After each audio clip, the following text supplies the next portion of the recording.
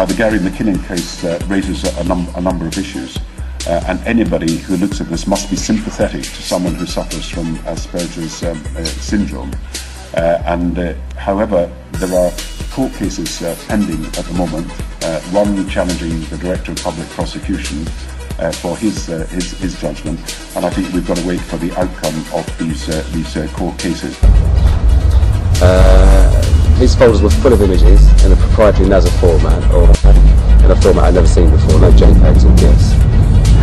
They're also 200 to 300 megabytes in size, and being on a 56k dial-up modem, there's no way I was going to download it. It's like 5 minutes per megabyte. So what I did, the remote control program that gives you graphical control of the machine, turned the resolution right down, turned it down to I think 4-bit colour.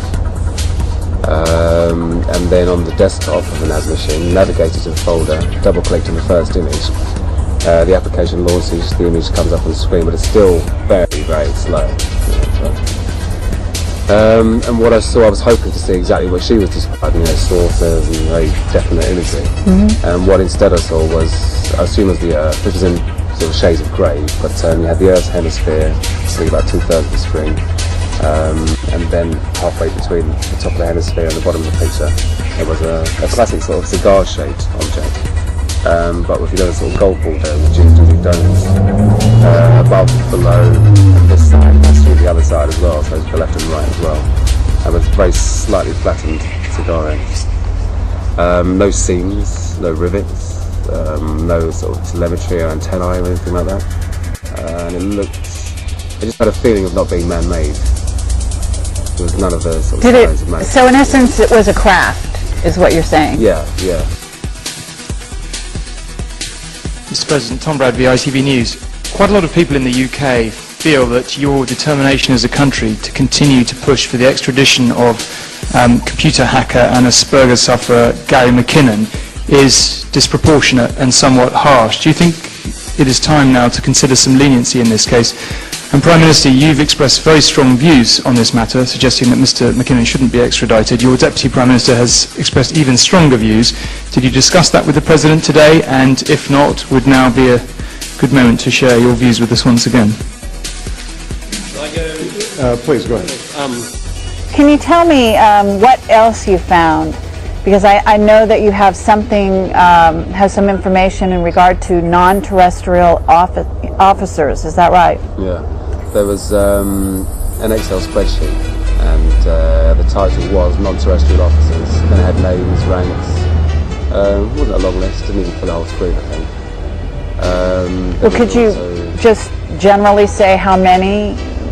I mean, if you were to guess, are we talking 20, 50? 20. Maybe 30.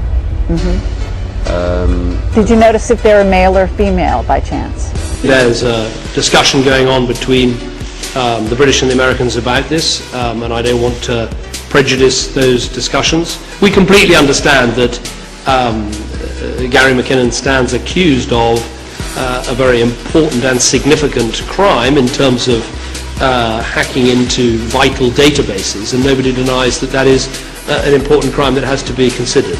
But I have had conversations with the US ambassador, as well as raising it today with the President about this issue, and I hope a way through can be found.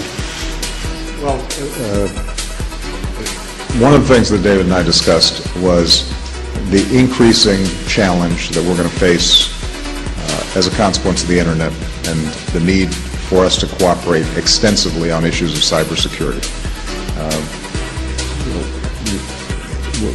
We had a brief discussion about the fact that although there may still be efforts to send in spies and try to obtain state secrets through traditional Cold War methods, the truth of the matter is these days, where we're going to see enormous amounts of vulnerability when it comes to information, is going to be through these kind of breaches in our information system.